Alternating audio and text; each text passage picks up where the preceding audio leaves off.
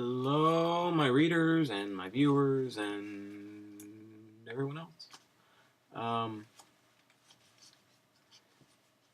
Welcome to tonight's video. Again, this is my third video. Next week I'm going to probably go back to doing the regular typing out of the blog, at least for the week. Tonight we're going to talk about something that's very near to my heart, that's been going on for a while now. And we'll talk about it. I'm going to give you my opinion on it. Again, this blog is my opinion. I really don't give a Oreo cookie to what anybody else thinks about my opinions.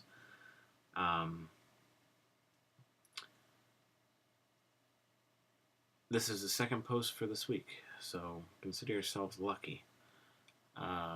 I'll continue on with something next week, and then on and on and on and on, like I said and like I promised.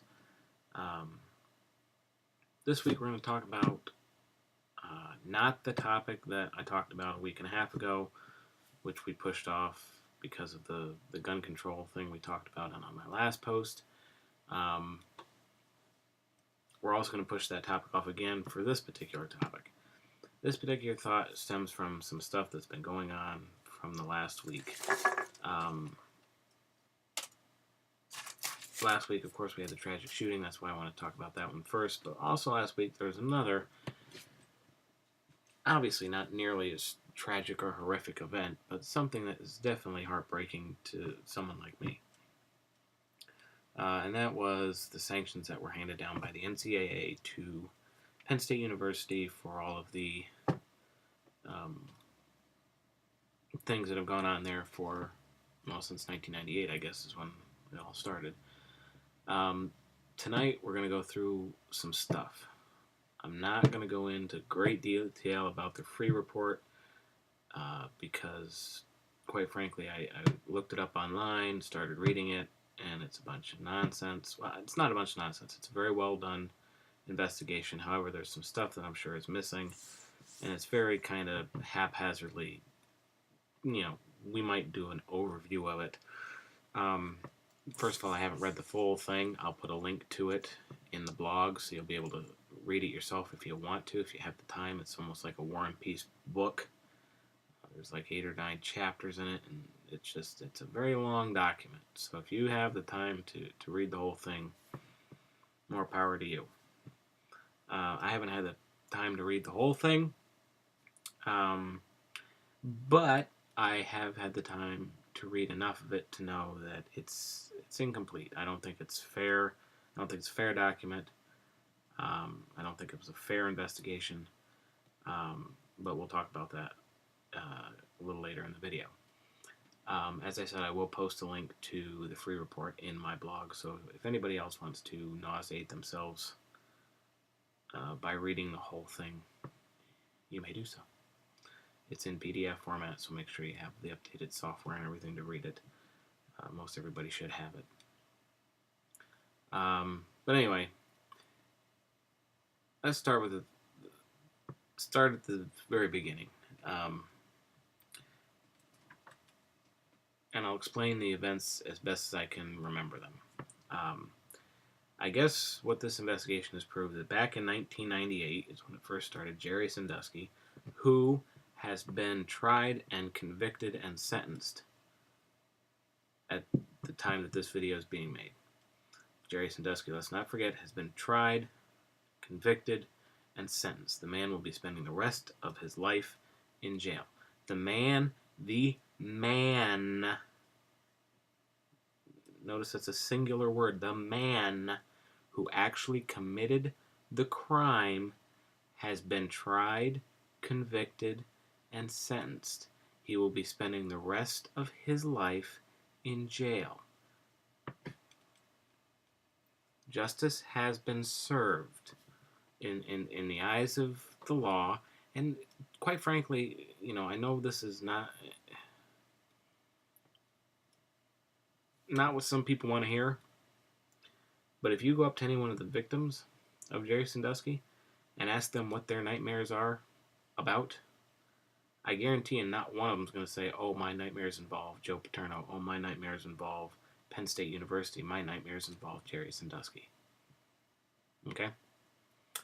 So in the eyes, I believe, not only of justice, but also in the eyes of the victim, justice was served when Jerry Sandusky was sentenced to spend the rest of his probably not extremely long life in jail. He was sentenced, I can't remember what the sentence was, but it was a few hundred years. And nobody lives to be a few hundred years anymore. And so even if the guy was born, he's going to jail for the rest of his life. And he wasn't born yesterday. He was born probably 70 years ago. He's up there, so he's going to be in jail for the rest of his life.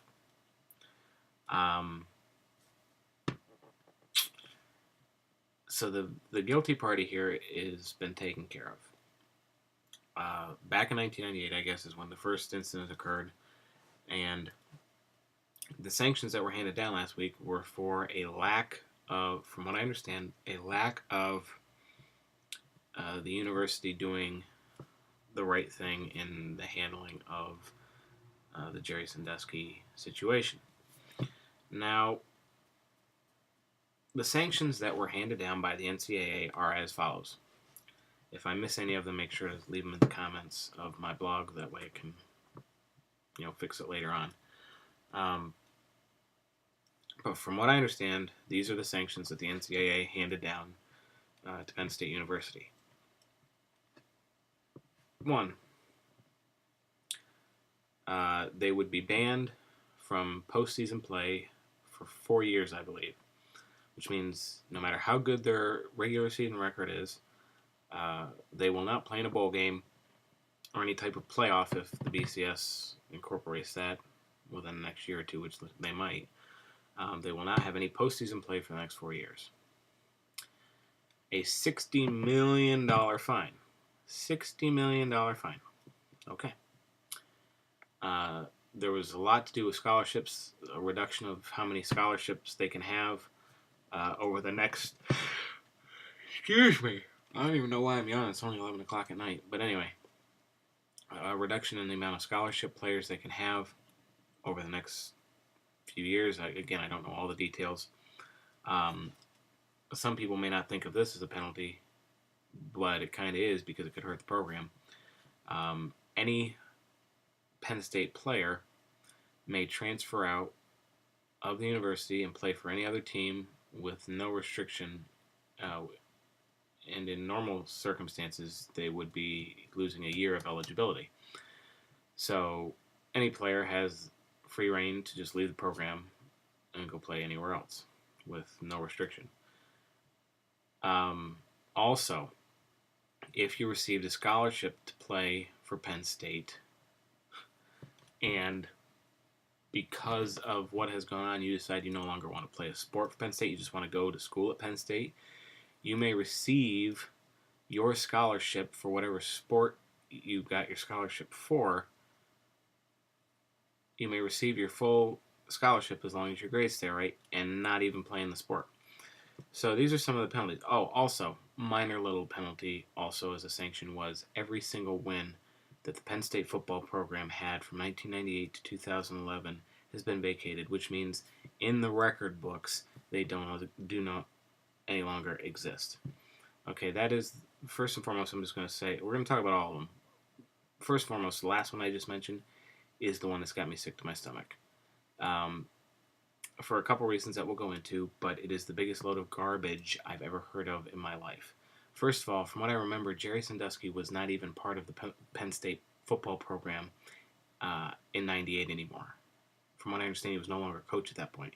So from 1998 to 2011, the man who was guilty of all these crimes wasn't even part of the program. So you're punishing the Penn State program when the man who committed these crimes was even no longer even part of the program. So that's the first problem I have with it. Second problem I have with it is when you vacate the wins, you're doing nothing, not one thing to fix the problem that occurred.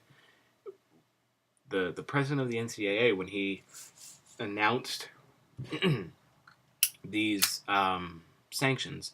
He said these sanctions were put in place, and I've got it written down here what the words were. Hang on, let me pull up my notes, because it kind of made me laugh when I first heard him say this. They wanted to make sure that it would punish and correct the situation. Punish and correct by affecting as few innocent people as possible. All right, you hypocritical idiot. That doesn't even make any sense. You're a bit of a hypocrite when you say something like that. Because, first of all,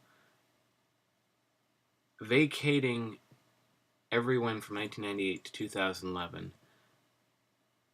about the only people you are affecting are the innocent people. Because the only ones you're affecting by vacating the 1998 to 2011 wins, like I said, Jerry Sandusky was no longer part of the program at that point. So you're not affecting him. You're affecting all the... How many hundreds of players played between the years of 1998 and 2011? You're talking 13 years. How many hundreds of players went through the Penn State program in that amount of time? And you've now made it so that the record books reflect that those players in their college career did not have one win. The only people you're affecting at that point are the innocent people. The coaches who had nothing to do with it. The players who had nothing to do with it. The cheerleaders who had nothing to do with it. The fans who had nothing to do with it. The student body who was present and attending the school during that time period. You're affecting all the only people you're affecting with that particular sanction is the innocent people. The $60 million fine, I can understand. The $60 million fine, you can take that money and put it towards awareness and programs that help prevent this from ever happening again. That I can understand. You're trying to correct. Monetarily, I can understand that sanction. You want to ban postseason play for the next 4 years? I can understand that one. That's the punishment for the program. I understand that. But again, you're still allowing players to play. So you're not really affecting the innocent, aside from the fact that they can't play in a big game. They're still able to complete their college careers, get drafted, and so on and so forth. So you're really not affecting the innocent there. So I understand the fine and the 4-year ban on postseason play.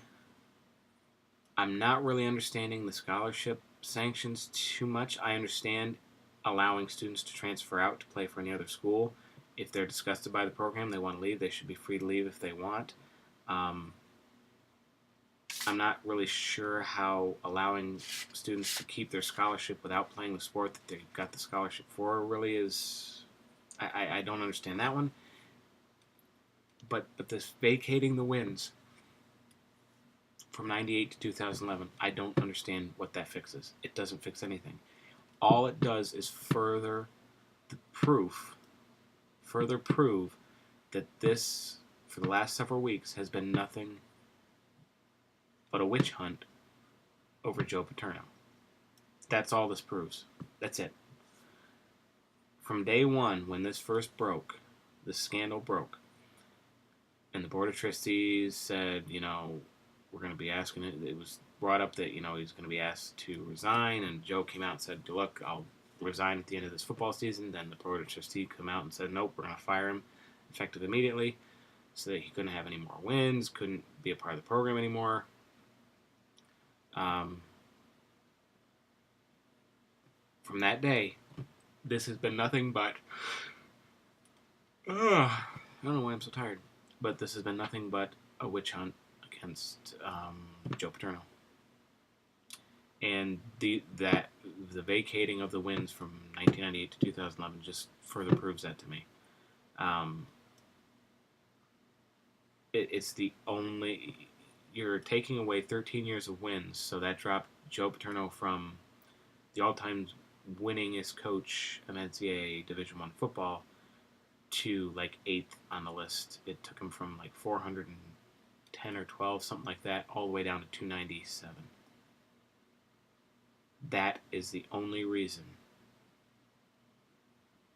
you vacate the wins was because you didn't want Joe Paterno's name anywhere near the top of that list.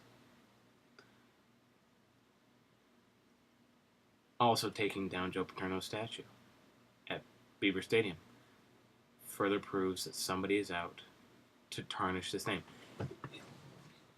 And what bothers me the most about this is all this is occurring after the guilty party, after the guilty man has been convicted and sentenced to the rest of his life in prison. Justice has been served, and we're continuing to tarnish the memory of someone who had little to no involvement in the crime itself. The only thing that this man did wrong was not go to the proper authorities. The man went to the University Police, which in State College, PA, is the police force. He went to the police. Nothing was done. He did what he was required to do. Whether you want to agree with it or not, whether you believe it or not, he did what he was required to do. He himself has been quoted as saying he wished he did more. So even he himself admittedly could have done more. That is the only thing he did wrong, was that he didn't do enough. He himself had no involvement in the crime itself. And we're tarnishing his name. We're making Joe Paterno's name out to be worse than Jerry Sandusky's name, and that to me is a travesty. When you can make the name of Paterno sound worse than the name of Sandusky, there's something seriously wrong with this country. I understand that this has caused a great deal of hurt to the victims and their families. I understand. But tearing down somebody's name and tearing down somebody's legacy because of the one time he doesn't do enough is horrific to me. It's terrible. It's horrible. And it's not, he doesn't deserve that. When you think in his decades of coaching how many thousands and thousands and thousands of lives he has touched in a positive way, not only student athletes, but students in general. You talk to any student who went to Penn State during the era that Joe Paterno was there, and you ask, what influence did Joe have in your life? He was unbelievable, and he's dead now, and we continue to stomp on his name. Why? Because we, as a society, are vindictive, vengeful people. And when something goes wrong, if there's somebody we don't like, we make sure that they pay for it, whether they have any involvement or not. All it took was one person who doesn't like Joe Paterno, that when this happened, that one person to go out and start tearing down Joe Paterno's name. And people bought into it. The school bought into it. The school showed an extreme weakness when they caved to public opinion and started trashing Joe Paterno's name. I hope and I pray that by the time I die, Joe Paterno is seen for the hero and the wonderful person that he was. I hope that statue gets put right back where it belongs, and I hope those wins get reinstated to his name. Because, not that I think it'll happen, but it's my hope and my prayer, because he does not deserve what we are doing to him and his name right now. God forgive us for that, because you know what? Two wrongs don't make a right. And tarnishing the name and distancing yourself from Joe Paterno just to make yourself look good does not change the fact that those people were abused. Nothing will ever change that fact. It happened to them. It was horrific. But doing what we're doing now is not fixing the problem. It's not taking care of the problem. And it's not going to change the fact that it happened. So let's not commit another, tragedy by destroying the name of somebody who doesn't deserve it.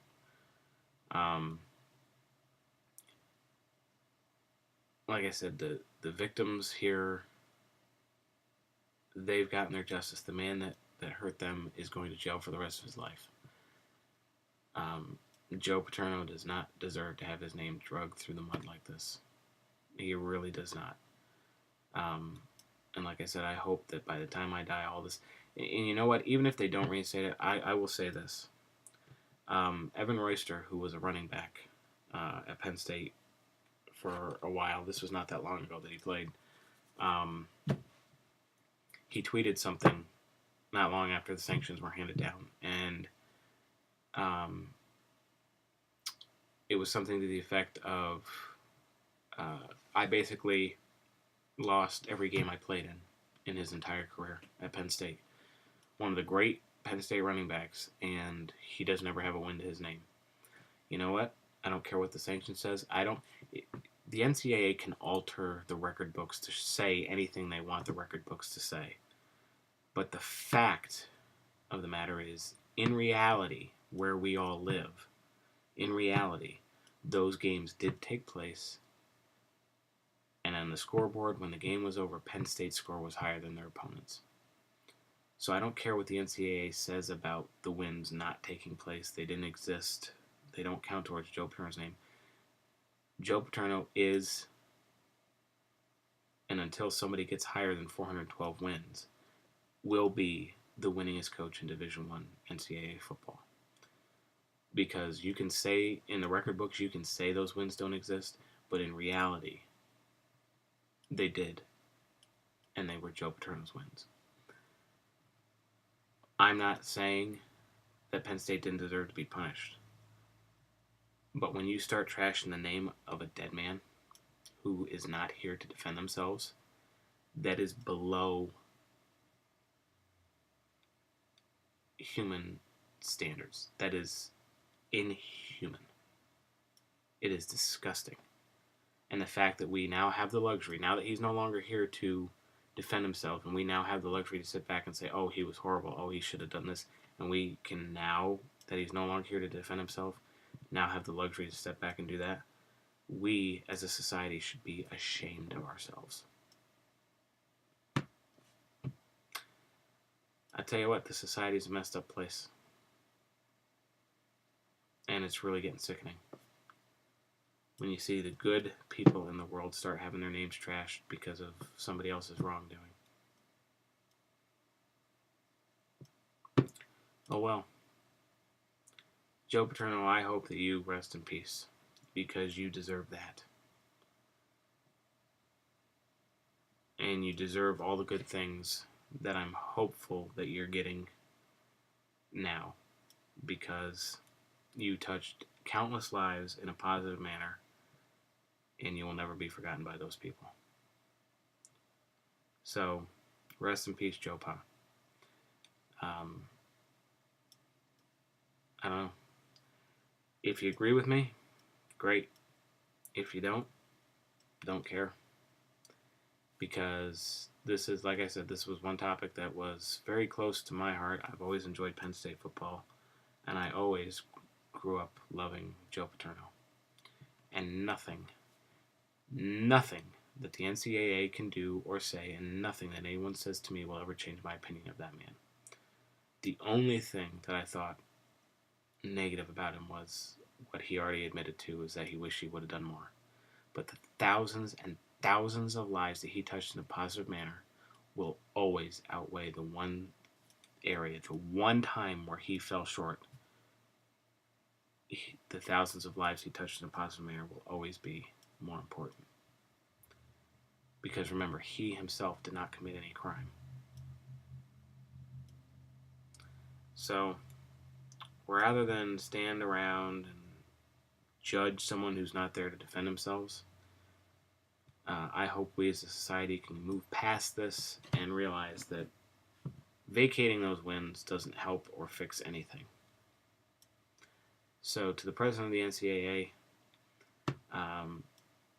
next time you want to hand down sanctions, make sure that the reason you're handing down those particular sanctions aren't in direct contradiction to what you're doing. Because when you say you wanted to punish and correct with affecting as few innocent people as possible, and you go ahead and the biggest sanction you hand down about the only people it does affect is the innocent people, make sure you don't do that, because it really makes you look like an idiot. Okay.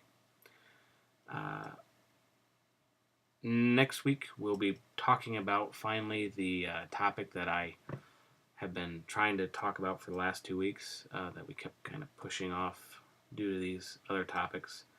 And I'll let you know what the topic is now. It's going to be not a fun filled because I completely detest the topic itself, but I'll be able to have a lot of fun with it. It's about reality TV. We're going to talk about what reality TV is, if it truly exists, and what it looks like if it does exist. We as a society buy into reality TV way too much, if that's not putting it too lightly. But anyway, I think we're going to have a lot of fun with that next week. But until then, America, let's start looking ourselves in the mirror before we start judging other people. All right? If you look in the mirror and see a perfect angel, then you go ahead and throw the stones all you want. But if you look in the mirror and you see one blemish, keep your mouth shut. All right? So until next time, thanks for watching this week. Next week it might be typed out. I don't know, depending on how much time I have to do it and when I do it. But thanks for watching.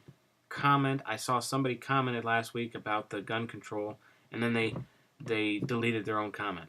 So Jack the Rabbit, whoever you were, put the comment back. I'd like to read it.